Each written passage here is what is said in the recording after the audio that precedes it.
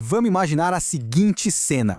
Uma fuga dramática, daquelas bem desesperadas mesmo. A gente está falando de cerca de 10 mil pessoas, o tesouro de um estado inteiro e, acredite se quiser, uma biblioteca monumental com mais de 60 mil livros atravessando o Oceano Atlântico.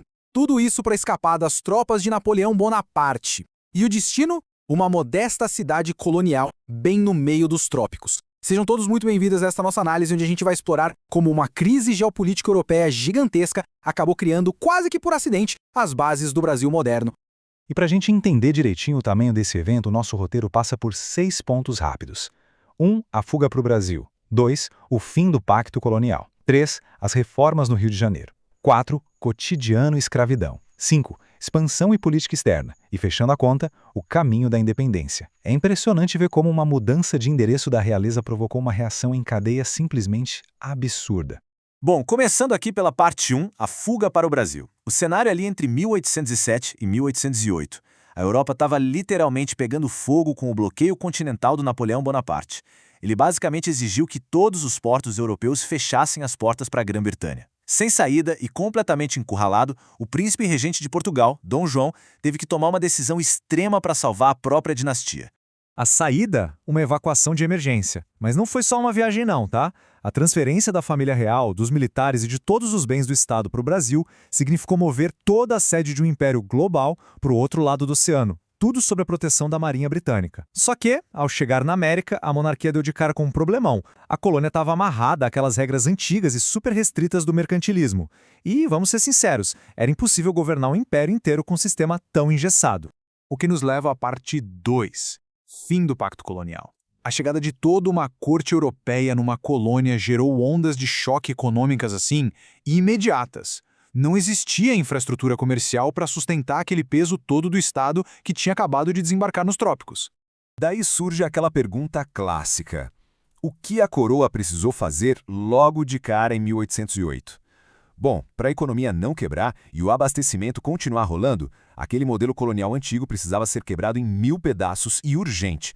E a resposta para isso foi a famosa Carta Régia de 28 de janeiro de 1808, a abertura dos portos às nações amigas. Gente, isso foi uma mudança radical. Pensa só, de um lado, a gente vinha de 3 séculos de um monopólio rígido, onde o Brasil só podia fazer comércio com Portugal. Do outro, do nada, o comércio direto com navios estrangeiros foi liberado.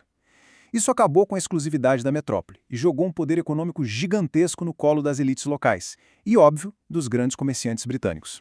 Só que, claro, a dependência da proteção militar dos britânicos cobrou um preço alto. Olha só os números dos tratados de 1810. Pela matemática da coisa, os produtos da Grã-Bretanha passaram a pagar só 15% de tarifa para entrar no Brasil. Enquanto isso, as mercadorias de Portugal, que era a própria metrópole, pagavam 16%. E o resto do mundo, 24%. Na prática, isso cimentou o domínio econômico britânico no mercado brasileiro num piscar de olhos.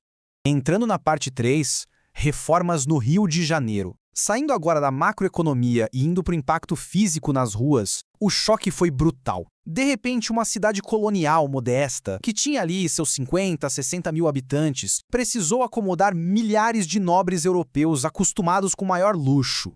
Então, por que o Rio precisou passar por reformas tão pesadas para receber essa galera? A resposta é bem direta. Faltava absolutamente tudo. Não tinha infraestrutura urbana, o saneamento era péssimo, a defesa era fraca, a cidade era vista como totalmente inadequada e vulnerável, sem a menor condição de ser a sede de um império. E a evolução visual do porto e da paisagem do Rio deixa isso bem claro. Aquelas reformas mais antigas feitas pelo vice-rei Luís de Vasconcelos de Souza, tipo as obras no passeio público, sabe, para dar aquele ar europeu, não faziam nem cócegas nessa nova realidade. A cidade precisava de uma transformação numa escala que as Américas nunca tinham visto. Para resolver isso, Dom João VI começou a modernizar as instituições a toque de caixa. E olha que muita coisa existe até hoje. A gente está falando da fundação do Banco do Brasil, da Biblioteca Real, para guardar aquele monte de livro que veio nos navios, do Museu Nacional, Academia Militar e o ensino de medicina. As ruas ganharam um calçamento, iluminação a gás, um saneamento básico mínimo e até uma imprensa oficial nasceu, a Gazeta do Rio de Janeiro. A capital floresceu, sim, mas a gente tem que perguntar, a que custo? É aí que entra a parte 4. Cotidiano, sociedade e escravidão.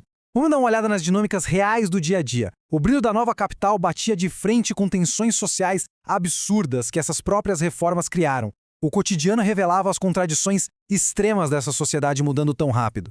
Logo de cara, a cidade viveu uma crise de moradia terrível. Cerca de 2.000 casas precisaram ser desapropriadas à força para abrigar a comitiva real. As portas dessas casas recebiam o selo PR, que significava Príncipe Regente. Mas a população local, morrendo de raiva por ter sido expulsa de casa, começou a reinterpretar a sigla como Ponha-se na rua. Um humor cheio de ironia e ressentimento, né? E além de perder a casa, o custo de vida disparou. A prioridade nas exportações, depois da abertura dos portos, fez o preço da comida inflacionar bastante. E para pagar a conta de todas aquelas reformas e dos luxos da corte, a coroa enfiou a faca nos impostos. O maior exemplo foi a 10ª, uma espécie de IPTU da época, que caiu com tudo, sobrecarregando os moradores locais. Mas a brutalidade é muito além do bolso. Toda essa modernização foi levantada nas costas de um sistema escravista extremamente rígido e patriarcal. Enquanto a elite desfilava exibindo a última moda europeia, o trabalho pesado nas ruas ficava por conta dos chamados negros de ganho.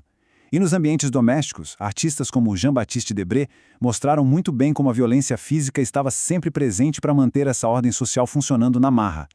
Parte 5. Expansão e política externa. Enquanto a sociedade interna fervia, o Estado também precisava mostrar força para fora. O Brasil deixou de ser só um território colonial passivo e virou um ator geopolítico agressivo, buscando expansão territorial tanto no norte, lá na Guiana Francesa, quanto lá no sul, na região da Cisplatina. O clima era de retaliação total. No norte, em 1809, como resposta direta à invasão que Portugal sofreu de Napoleão, tropas luso-brasileiras invadiram e ocuparam a Guiana Francesa. Durante esse tempo, que durou até 1817, eles extraíram várias plantas valiosas de lá, tipo a fruta-pão, para cultivar no Brasil. E ao mesmo tempo, as ambições já se voltavam para o sul, iniciando as intervenções que depois terminariam anexando a Cisplatina, a atual Uruguai.